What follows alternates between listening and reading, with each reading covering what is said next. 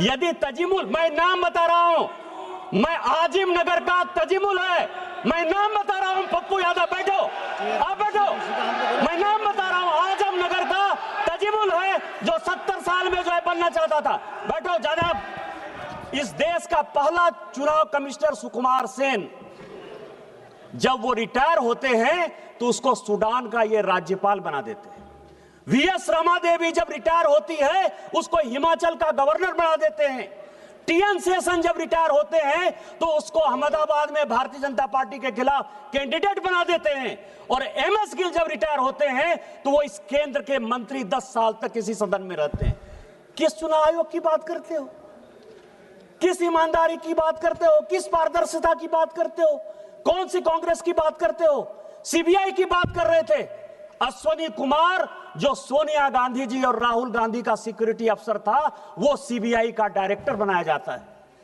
रंजीत सिन्हा जो कांग्रेस के अहमद पटेल के यहां रोज बैठता था और जिसकी डायरी पकड़ाई कि उसने कांग्रेस के कितने नेता कब कहां गए, उसको सीबीआई का डायरेक्टर बना देता। ये ईवीएम कौन लेकर आया? ये ईवीएम कांग्रेस लेकर आई सर। पहली बार ईवीएम, आपकी जानकारी के लिए, 1987 में पायलट प्रोजेक्ट के नाते राजीव गांधी जी लेकर आए। ये ईवीएम की पूरी हिस्ट्री है। जिस कांग्रेस ने सोमनाथ का विरोध किया, उसी कांग्रेस ने अयोध्या का विरोध किया। आज तक सोनिया गांधी, राहुल गांधी, प्रियंका गांधी कोई अयोध्या का मंदिर दर्शन करने तक नहीं गए सर। सोमनाथ भी आए थे हरिभजन को, ओटन लगे कपास, पौधा पहाड़ निकली चुईया। शहीदों की चिताओं पर खड़ी कांग्रेस जिसने भारत को विभाजित किया, आज राहुल गांधी के बयान से मुझे लड़खड़ाती हुई नजर आई सभापति महोदय। ये संविधान की बात करती हुई नजर आई। और मैं 1976 का ये पूरा डिबेट लेकर आया। ये संविधान कैसे कांग्रेस ने तार तार किया, इसका कोई जवाब नहीं। केवल संविधान की ऐसे किताब नहीं होता है कि शिकारी आएगा, जाल बिछाएगा, दाना डालेगा, उसमें कोई फंसना नहीं। उसी तरह से सभी जो है फंस गए चिड़िया। ये संविधान का किताब जो है राहुल गांधी और उनकी पार्टी के लिए केवल एक उसी प्रकार की कहावत है सभापति महोदय। आप ये समझें, ये 76 में स्वर्ण सिंह की कमेटी बनी 1975 में। उन्होंने सारे इंस्टीट्यूशन को खत्म कर दिया अध्यक्ष महोदय, जिसके लिए आज फिर से लगे हुए हैं। इस संविधान में 121 बार राष्ट्रपति का जिक्र है। इस संविधान में 121 बार राष्ट्रपति महोदया का जिक्र है, महोदय का जिक्र है। आपको आश्चर्य होगा कि एक संशोधन के माध्यम से राष्ट्रपति के सारे अधिकार को कांग्रेस ने खत्म कर दिया। राष्ट्रपति रबर स्टैंप हो गया। राष्ट्रपति जो कैबिनेट कह कर देगी उस पर मोहर मारना उसका अंतिम लक्ष्य हो गया। राष्ट्रपति का इंस्टीट्यूशन खत्म हो गया। इंदिरा गांधी ने इसी वोट चोरी करके जब रायबरेली का चुनाव जीता और जब फैसला हुआ कोर्ट का, तो ऐसा सिचुएशन इस व्यक्ति ने पैदा किया, इस पार्टी ने पैदा किया कि आपको आश्चर्य होगा कि 3 जज को बाईपास करके एक ऐसे चीफ जस्टिस को बना दिया जो 8.5 साल तक इसका मुख्य न्यायाधीश रहा। प्रेस की पूरी स्वतंत्रता खत्म हो गई। इंडियन एक्सप्रेस के एडिटर रामनाथ गोयनका से लेकर सारे लोग जो कुछ को कहते थे, और ये केवल इस संविधान संशोधन में हुआ। आज वो इंस्टीट्यूशन की बात करते थे, यूपीएससी जैसी संस्था, और ये पूरे सदन को जानने वाली बात है, यूपीएससी जैसी संस्था जो आईएएस और आईपीएस और ऑल इंडिया सर्विसेज को पैदा करती है।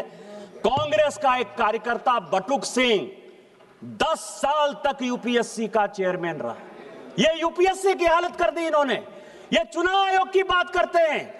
इस देश का पहला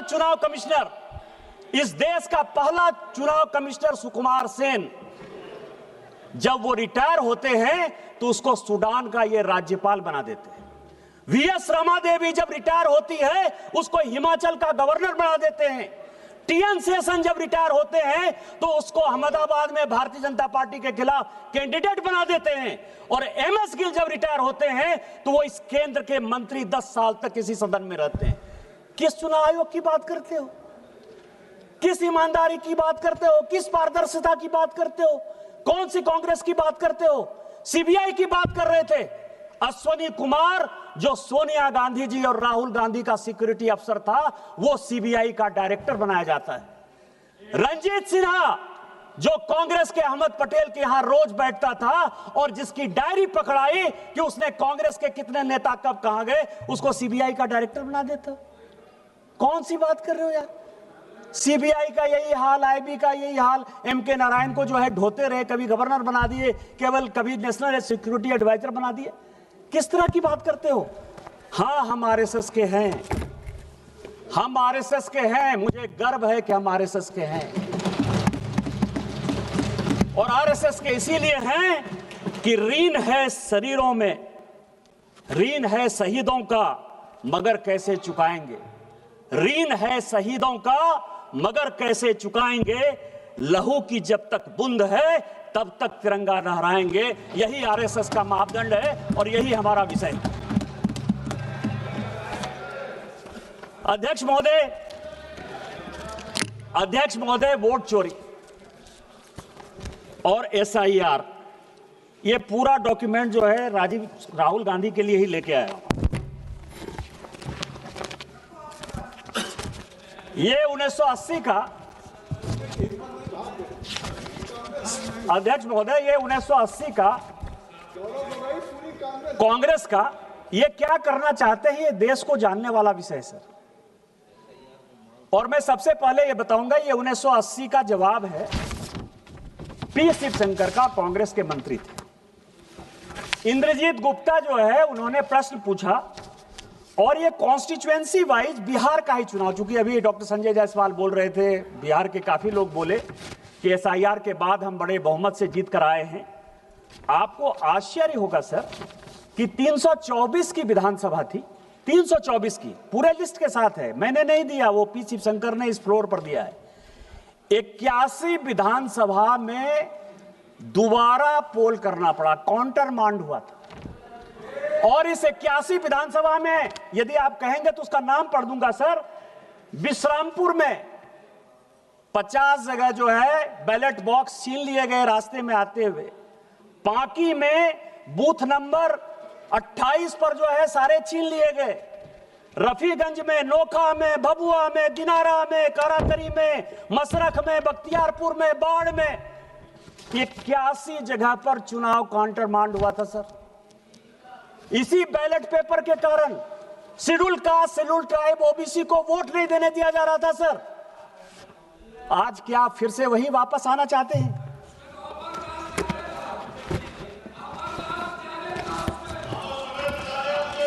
ये मैं आपको सभापति महोदय, ये सभी लोगों ने कांग्रेस से लेकर डीएमके से लेकर टीएमसी तक, वाईएसआर सीपी ने जो है ईवीएम की बात की। ये ईवीएम की पूरी हिस्ट्री लेकर आओ सर, पूरी हिस्ट्री है। हिस्ट्री किसने, ये ईवीएम कौन लेकर आया? ये ईवीएम कांग्रेस लेकर आई सर। पहली बार ईवीएम, आपकी जानकारी के लिए, 1987 में पायलट प्रोजेक्ट के नाते राजीव गांधी जी लेकर आए। ये ईवीएम की पूरी हिस्ट्री है। और 91 में जब नरसिम्हा राव की सरकार आई तो उन्होंने तय किया कि ईवीएम आएगा, और ईवीएम आएगा, ऐसे नहीं आएगा सर। ये सारी रिपोर्ट है सर, ये रिपोर्ट है 1961 के सेलेक्ट कमेटी की, और ये रिपोर्ट है 1971 की सेलेक्ट कमेटी की। ये पूरे पार्लियामेंट को जानने वाली बात है। दोनों रिपोर्ट के अध्यक्ष जगन्नाथ राव कांग्रेसी थे, और जो 1971 की रिपोर्ट बनी उसमें एचआर गोखले जो कांग्रेस के लॉ मिनिस्टर थे। और दोनों रिपोर्ट में क्या कहा? दोनों रिपोर्ट में यह कहा कि एसआईआर की आवश्यकता है। स्पेशल इंटेंसिव रिवीजन होना इलेक्टोरल फॉर्म्स का सबसे बड़ा विषय है। 1961 में भी यही कहा, 1971 में भी यही कहा, और दूसरी बात कही 1961 में कि चुनाव इलेक्ट्रॉनिक वोटिंग मशीन से होनी चाहिए, क्योंकि राजस्थान के तत्कालीन, जिस राज्य से आप आते हैं सर, राजस्थान के तत्कालीन मुख्यमंत्री मोहनलाल सुखाड़िया का भी चुनाव अवैध इसी आधार पर हुआ था कि पूरे के पूरे बूथ लूट लिए गए। इतना ही नहीं हुआ था सर, इतना ही नहीं किया इन लोगों ने। यदि चौटाला की बात करें तो पूरा का पूरा मेहम का चुनाव काउंटरमांड हो गया था। पटना का चुनाव पूरा आरजेडी ने लूट लिया था। इंद्र कुमार गुजराल प्रधानमंत्री के तौर पर वहां चुनाव लड़ने के लिए गए थे, पूरा का पूरा उन्होंने लूट लिया था। और इस कारण से कहा गया कि ईवीएम की आवश्यकता है, नहीं ईवीएम होगा तो ये चुनाव पूरे रिगिंग हो गए। दूसरा, अटल बिहारी वाजपेयी जी इस कमेटी के मेंबर थे और एल.के. आडवाणी मेंबर थे। उन्होंने कहा कि बूथ वाइज ही काउंटिंग करो, क्योंकि आप लोग जब चुनाव के रोल को घुमाते हो तो उसमें बूथ से पता नहीं चलता है। तो क्या तर्क दिया गया आपको पता है सर?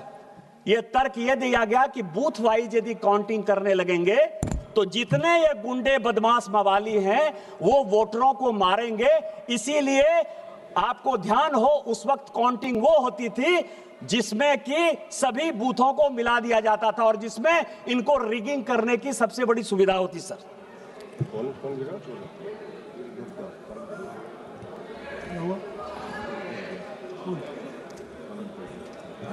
गिरे, ठीक है ना, पेट बुढ़िया। चलो बोलिए बोलिए। अध्यक्ष महोदय, बड़ा ये लोग, मैं आपको बताऊं कि इतिहास के पन्नों को तोड़ना मरोड़ना यदि कोई सीखे तो उसको कांग्रेस से सीख जरूर लेनी चाहिए सर। चलो बाहर ले लेना, बाहर पैर मुड़ा, कोई दिक्कत। यदि किसी को इतिहास के पन्नों को तोड़ना और मरोड़ना है तो उसको कांग्रेस से सीख लेनी चाहिए। आज कांग्रेस के वक्ता ने बड़ा भाषण देते हुए कहा कि राजीव गांधी जी ने 1988 में इस देश का इलेक्टोरल रिफॉर्म्स का सबसे बड़ा संशोधन किया। और क्या संशोधन किया? 21 साल जो उम्र थी उस उम्र को 18 साल कर दिया। सर, यदि कांग्रेसियों में हिम्मत है तो ये 1972 के ज्वाइंट कमेटी की रिपोर्ट है। 1972 के ज्वाइंट कमेटी की रिपोर्ट है जिसने कि ये रिकमेंड किया कि 21 साल के बदले 18 साल होना चाहिए, और उसको करने में अटल बिहारी वाजपेयी और लाल कृष्ण आडवाणी का नोट ऑफ डिसेंट। मैं इसको प्लेस कर दूंगा सर। ये हमने किया, आपने 16 साल, चूंकि हमको मौका नहीं मिला शासन में आने का, और 2 साल जो हम मौके में थे 77 से लेकर 80 तक, इतनी लड़ाई हो गई कि हम इंप्लीमेंट नहीं कर पाए। आप उसको 16 साल बाद इंप्लीमेंट कर पाए। आज उसके लिए आप कहते हो कि हमने ले लिया, हमने ले लिया, हमने ले लिया, हमने काम कर लिया। आज एसआईआर की जो बात हो रही है और जो महाराष्ट्र और इसकी बात हो रही है सर, आपको मैं बताऊं कि मैं बिहार का और महाराष्ट्र का रिजल्ट लेकर आया हूं सर। एसआईआर कहां हुआ, वोट कहां बढ़े, कहां घटे, और किस पार्टी को कौन सी सीटें मिली।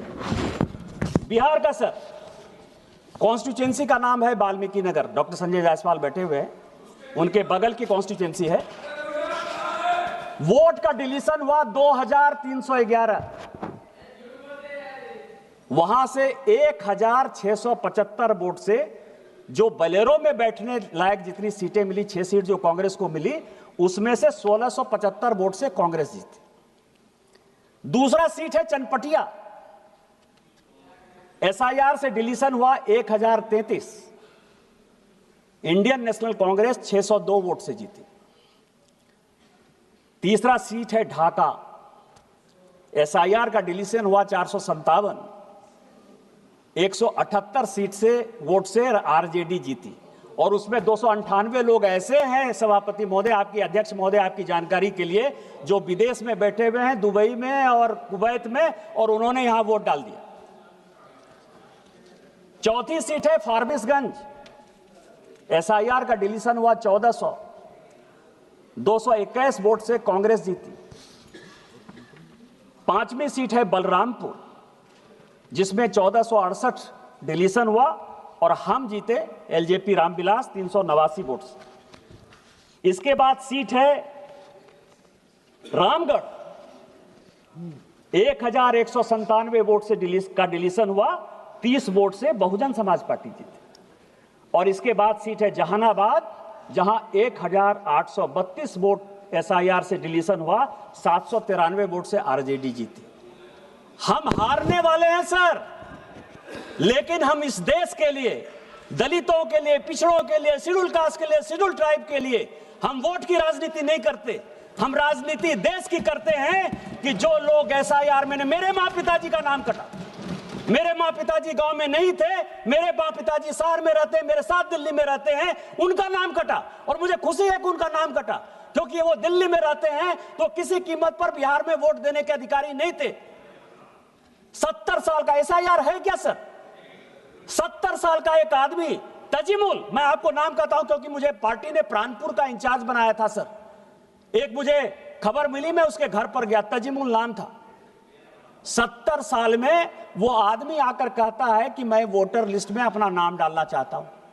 इलेक्शन कमीशन ने पूछा कि 18 साल जब वोटिंग का राइट हो गया तो आप 70 साल तक क्या कर रहे थे?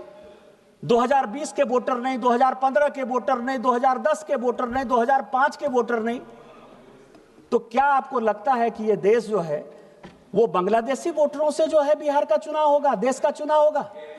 यदि तजिमुल, मैं नाम बता रहा हूं, मैं आजिम नगर का तजिमुल है, मैं नाम बता रहा हूं, पप्पू यादव बैठो, आप बैठो, मैं नाम बता रहा हूं, आजम नगर का तजिमुल है जो 70 साल में जो है बनना चाहता था। बैठो जनाब। तीसरा सर, महाराष्ट्र की बात है सर। महाराष्ट्र में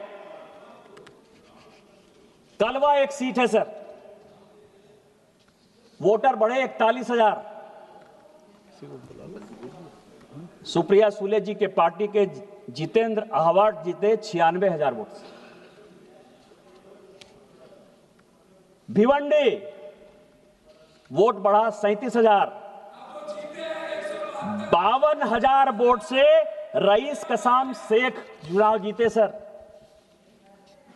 खेड अलांदी 23,000 वोट बढ़ा, 51,000 वोट से बाबाजी रामचंद्र काले जीते। मेरे पास पूरी लिस्ट है, मेरे पास 100 जगह की लिस्ट है। यदि कहेंगे तो मैं प्लेस कर दूंगा, से इतना समय में लेना नहीं चाहता, लेकिन मैं ये कह रहा हूं यदि वोट इंक्रीज हुआ तो फायदा महायुति को हुआ।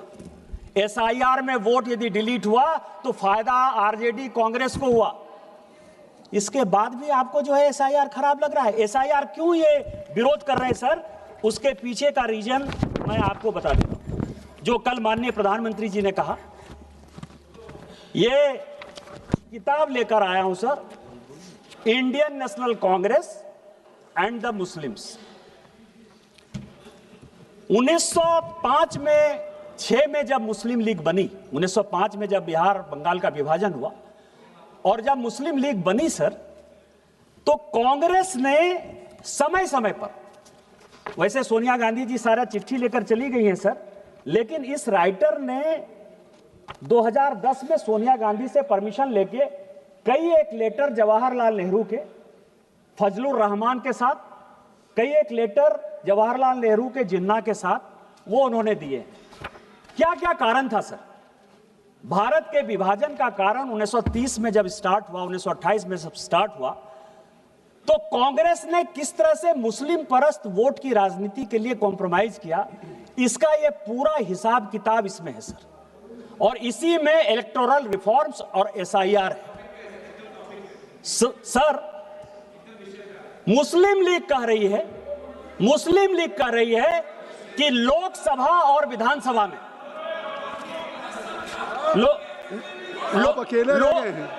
लोकसभा, पप्पू यादव जी आप बैठे बैठे मत बोलिए, जब आपका नंबर आएगा स्पीकर सर, कि लोकसभा और विधानसभा की अलग सीट हमको दो, नहीं तो हम जो है भारत का विभाजन कर देंगे।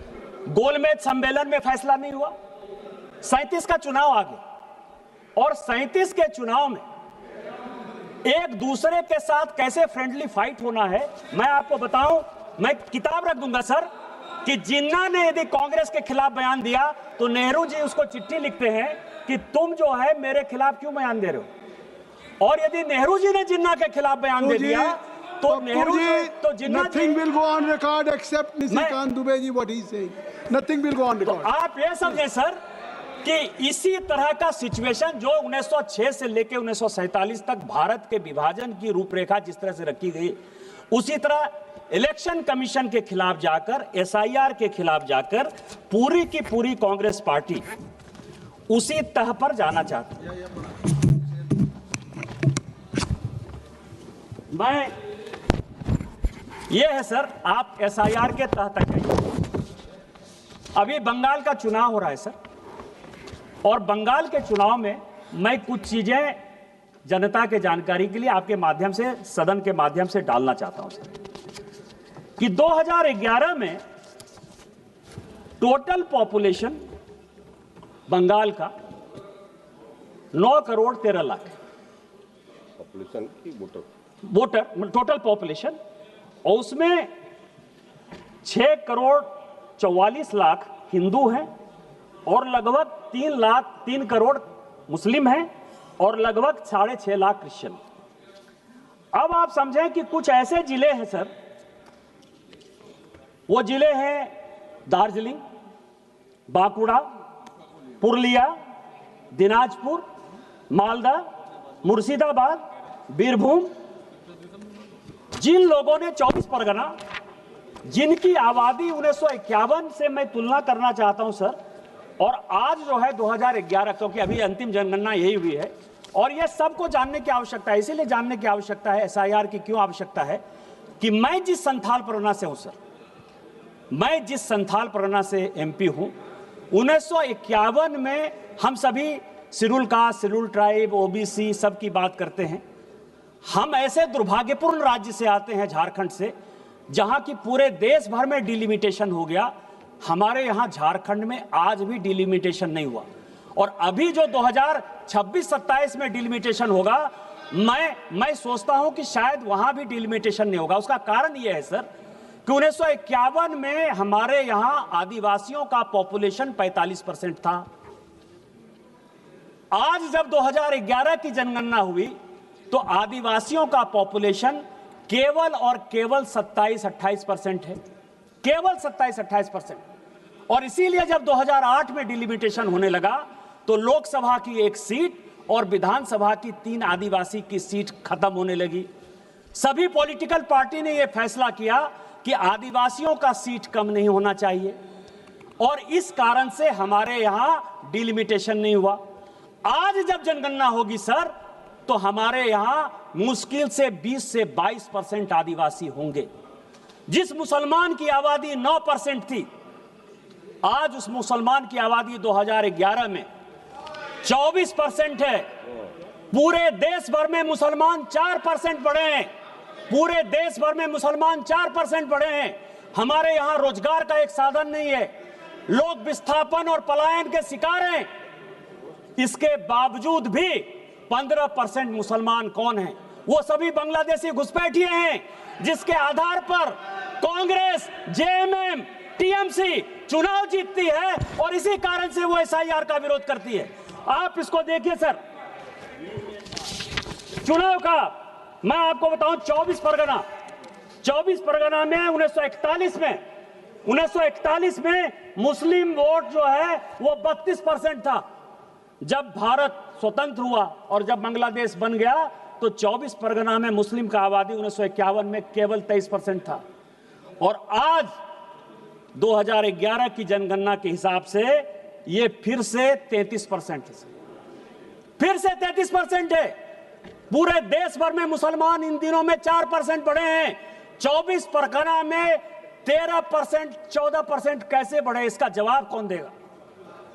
कोलकाता सर, कोलकाता में ये 2011 की बात कर रहे हैं हम। I am not talking about 2025। उस वक्त हमारा होम मिनिस्टर नहीं था, कांग्रेस का था। आपने उसको बचाया है, आपने, सीपीएम ने और कांग्रेस ने मिलकर मुसलमान को लाया है, इसीलिए एसआईआर का विरोध कर रहे हैं, इसीलिए ईवीएम का विरोध कर रहे हैं आप। कोलकाता 1941 में 24% था, जब भारत स्वतंत्र हुआ तो 12% रह गए सर, केवल 12%। यह आपको भी देखने की बात है काकोली जी, 5 साल के बाद आपका बच्चा नहीं जीत कर आएगा, मुसलमान जीत कर आएगा जो बांग्लादेशी होगा। एक मिनट निशिकांत जी, ये जो अपनी फिगर, हर मेंबर को अपनी फिगर देंगे, अगर कोई चुनौती देता है तो उसके लिए मैं कहूंगा ये अपना कॉन्फिगरेट कर देंगे, तो ऐसा नहीं है। आप बैठिए, आपको आर्टिकुलेट कर देंगे, आर्टिकुलेट कर देंगे। 12% था सर, आज 2011 की जनगणना के हिसाब से, 2011 की जनगणना के हिसाब से स्पीकर सर वो 22% है। 10% मुसलमान कोलकाता में बढ़े हैं सर। मालदा और मुर्शिदाबाद, मालदा में मुस्लिम 28% था, जब भारत स्वतंत्र हुआ तो 22% पर आ गया। आज मालदा में 46% है, मुर्शिदाबाद में 46% है। आप और इसीलिए लालजी जी आप बैठ जाएं, लालजी बैठ जाएं, माननीय सदस्य बैठ जाएं। ये निशिकांत दुबे जी, माननीय निशिकांत दुबे जी आप सुन लें। निशिकांत दुबे जी ने ये आज चुनाव सुधार पे बात नहीं कह रहे हैं, इसके पहले भी डेमोग्राफी के बारे में ये कई बार सवाल उठा चुके हैं इस सदन में, तो ये इनको मैंने अलाउ किया, तो इनको करने दिए। आप बैठिए सर। आप नहीं डिक्टेट करेंगे, नहीं सर। आप जाति जनगणना की मांग करते हैं, आप जाति जनगणना की मांग करते हैं, और अगर वो जातियों की जनसंख्या, गौरव गोगोई जी, अगर आप एक तरफ जाति जनगणना की मांग करते हैं और वो जाति की जनसंख्या दे रहे हैं, तो ये जनसंख्या वो दे सकते हैं, जाति की जनसंख्या दे सकते हैं। सर 24 नवंबर 1980 लाल कृष्ण आडवाणी जी का प्रश्न है इलेक्टोरल रिफॉर्म्स, और वो कह रहे हैं सर, अभी राहुल गांधी जी बड़ा लंबा बोल कर गए कि प्रधानमंत्री जी मेंबर हैं, अमित शाह जी मेंबर हैं, मैं अकेले मेंबर हूं, मेरी बात नहीं सुनी जाती है। ये 24 नवंबर 1980 का लाल कृष्ण आडवाणी का पार्लियामेंट में इलेक्टोरल रिफॉर्म्स पर क्वेश्चन है सर, और उसका जवाब शिवशंकर जी देते हैं। शिवशंकर जी ये देते हैं, रिकॉर्ड का चीज है सर, कि चुनाव आयोग बहुत ही ईमानदारी से काम कर रहा है, इसीलिए अपोजिशन के किसी नेता को उसके सिलेक्शन प्रोसेस में इन्वॉल्व करने की आवश्यकता नहीं। 1950 से लेकर 2014 तक आप जो है लगभग 64 साल तक आपने जिसको चाहा चुनाव आयोग का अधिकारी बैठा दिया। मदर टेरेसा पर जिस आदमी ने किताब लिखा, जो ज्वाइंट सेक्रेटरी के लिए एमपैनल नहीं हुआ, एडिशनल सेक्रेटरी के लिए एमपैनल नहीं हुआ, सेक्रेटरी के लिए एमपैनल नहीं हुआ, वो नवीन चावला चीफ इलेक्शन कमिश्नर हो गया। केवल मदर टेरेसा का जो है, केवल क्रिश्चियनिटी को जब बढ़ा रहा था, केवल उसके आधार पर आपने चुनाव आयोग बना दिया। एमएस गिल, जिसने की राहुल, जब Sonia Gandhi ji office of profit के चक्कर में फंस गई और लगा कि ये दीवार हो जाएंगी, 6 साल के लिए चुनाव लड़ने के लिए काबिल नहीं रहेंगी, उस एमएस गिल को आपने जब बचाया, उसने उसके रिटायर होते ही 10 साल तक उसको ढोते रहे, आप केंद्र में मंत्री बनाए रखे। आज आप जो है 100 चूहे खा के बिल्ली चले हज को। हमने तो कम से कम एक कमेटी बना दी कि कम से कम आपको चुनाव आयोग के घोषणा के पहले, यदि आपको लगता है कि बात नहीं सुनी जाती है, तो चुनाव आयोग के घोषणा के पहले आपको लिस्ट भेज देते हैं, आप उस कमेटी के सदस्य होते हो, कम से कम नोट ऑफ डिसेंट आप लिख देते हो। हम लोगों के नेता को सर, चाहे वो अटल जी हो, चाहे आडवाणी जी हो, चाहे मोदी जी हो, चाहे अमित शाह जी हो, चाहे सुषमा जी हो, जब वो लीडर ऑफ द पार्टी थी, मुख्यमंत्री थी, तो उसको तो अखबार से ही पता चलता था ना सर। 1980 में आपने कहा कि introduction of electronic gadget for the purpose of exercise of votes हम इंप्लीमेंट करने वाले हैं। 1980 से आप जिन चीजों को पूरे देश को घुट्टी पिलाते रहे, हमारे जैसे लोगों को मूर्ख बनाते रहे, बैलेट से जो है आप लूट कर जो है हमारे वोटर को तंग करके यहां आते रहे और कहते रहे बार बार कि हम इलेक्ट्रॉनिक गैजेट से चुनाव लड़ेंगे, आज उसी ईवीएम के खिलाफ आप मुझे बताने की कोशिश कर रहे हो। इसके अलावा जो स्थिति है सर, ये तारकुंडे कमेटी आपने बनाई। आपने कहा कि इलेक्टोरल बॉन्ड, ये तारकुंडे कमेटी और ये गोस्वामी कमेटी की 2 रिपोर्ट लेकर आया। कहा कि स्टेट की फंडिंग यदि नहीं हो पा रही है तो एक ऐसा कॉर्पस बनाना चाहिए लाइक इलेक्टोरल बॉन्ड जिसके आधार पर चुनाव की ट्रांसपेरेंसी हो। यह रिपोर्ट है सर। और दिनेश गोस्वामी साहब, आपको पता है कि केंद्र में मंत्री थे। जिस रिपोर्ट का जिक्र किया मैंने सर, पहली बार ऐसा हुआ ज्वाइंट पार्लियामेंट्री कमेटी में कि एक मेंबर ऑफ पार्लियामेंट के अंडर में कानून मंत्री HR गोखले उस ज्वाइंट कमेटी का मेंबर था सर। आपने उन सभी जगह जो है कमिट किया कि हम इलेक्टोरल बॉन्ड्स बनाएंगे। आज इलेक्टोरल बॉन्ड्स यदि आया, बीजेपी के पास आया तो कांग्रेस के पास भी आया, डीएमके के पास भी आया। डीएमके के तो पूरे जो किंग है सर, किंग मार्टिन, जो एकदम पूरा प्ले के गेम के किंग है, उन्होंने ही पूरा का पूरा पैसा दिया, टीएमसी को पैसा दिया। आप जो है इन सारे चीजों के बाद आप मुझे जो है उंगली दिखाने की कोशिश कर रहे हो। इस चुनावी प्रक्रिया में यदि किसी एक पॉलिटिकल पार्टी ने कंसिस्टेंट होकर अपने विचारों को स्पष्टता के साथ रखा तो केवल भारतीय जनता पार्टी। इस देश में, और मैं ऑन रिकॉर्ड ये बात कर रहा हूं, इस देश में 3 ही प्राइवेट मेंबर रिजोल्यूशन आज तक पास हुए। सभी सरकारी रिजोल्यूशन, सभी सरकारी बिल पास होते हैं। 3 रिजोल्यूशन पास हुआ है। एक रिजोल्यूशन पास हुआ है लाल कृष्ण आडवाणी का, जिन्होंने कि इलेक्टोरल रिफॉर्म्स पे रिजोल्यूशन पास किया। और आज जो कुछ भी आपको दिखाई दे रहा है, वीवीपैट दिखाई दे रहा है, ट्रांसपेरेंसी दिखाई दे रहा है, सीसीटीवी की बात कर रहे हो, चाहे वो चुनाव में कोई आदमी यदि गड़बड़ी करेगा तो जेल जाने की बात करते हो, 171 को मजबूत करने की बात करते हो, वो सारे के सारे लाल कृष्ण आडवाणी के पास किए हुए कानून हैं इस पार्लियामेंट से।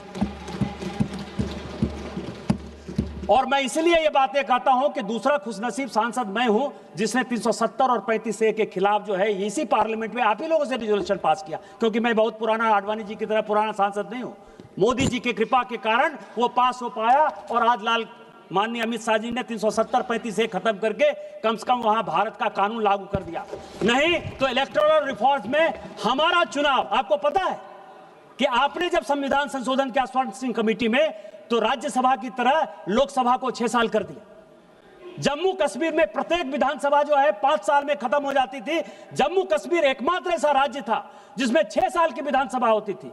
370 और 35A खत्म करके हमने शेड्यूल कास्ट को भी सीट आरक्षित किया, शेड्यूल ट्राइब को सीट आरक्षित किया और 5 साल की विधानसभा की हमने इंटीग्रेट किया। हमने इलेक्टोरल रिफॉर्म्स किया, आपने नहीं किया।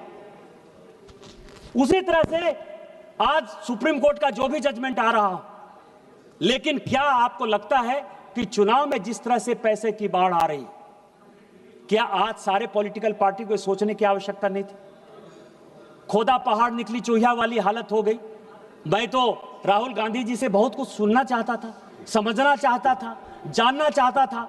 आज मैं कसम खा के आया था कि आज मैं केवल नेहरू जी की बड़ाई करूंगा, राजीव गांधी जी की बड़ाई करूंगा, इंदिरा जी की बड़ाई करूंगा, क्योंकि ये सारे कमेटी नेहरू जी ने बनाए थे, इंदिरा जी ने बनाई थी या राजीव गांधी जी ने बनाया था। लेकिन मुझे लगा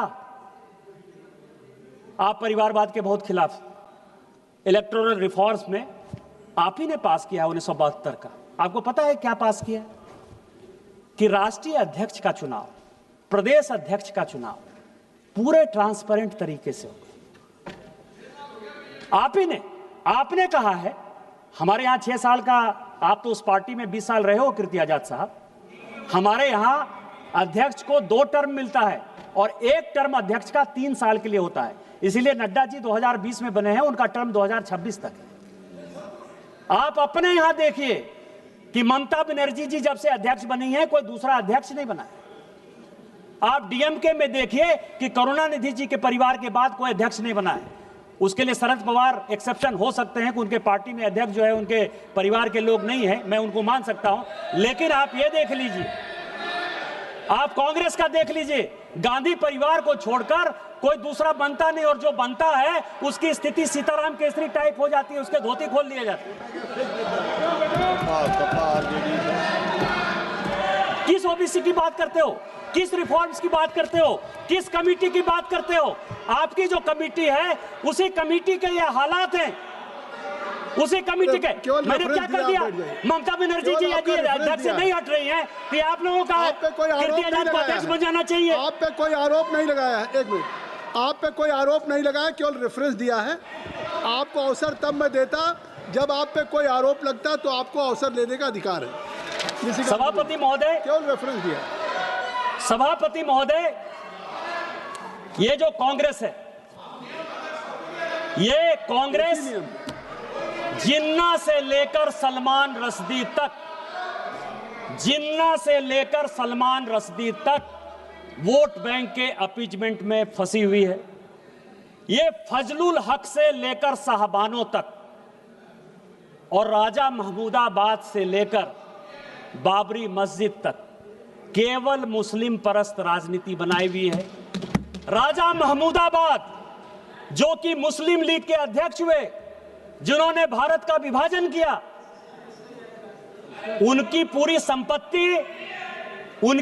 संपत्ति आपको ध्यान हो, जिसको कि नरेंद्र मोदी जी को कानून बनाना पड़ा, जो पाकिस्तान में बैठा है, उसकी पूरी संपत्ति को कांग्रेस ने दे दिया। सर यही कांग्रेस का इतिहास है, बहुत पुरानी बात नहीं है, 2012 की बात है,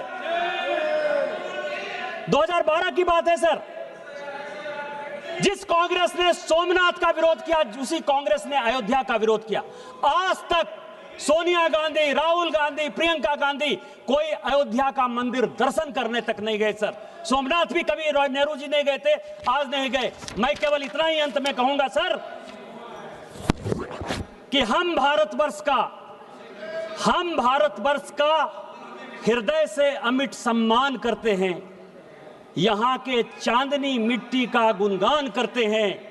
मुझे चिंता नहीं है स्वर्ग जाने की, मुझे चिंता नहीं है स्वर्ग जाने की या मोक्ष पाने की, तिरंगा के कफन में मेरा बस चले, यही आह्वान करते हैं। हमारा शरीर तिरंगा के कफन में जाए और इस देश को आगे बढ़े, विकसित भारत 2047 बनाए, और सोरोस फाउंडेशन के आदमी जो देश को टुकड़ा करना चाहते हैं, जो इंस्टीट्यूशन को खत्म करना चाहते हैं, राहुल गांधी की राजनीति को परास्त करें। इन्हीं शब्दों के साथ वंदे मातरम, जय हिंद, जय भारत।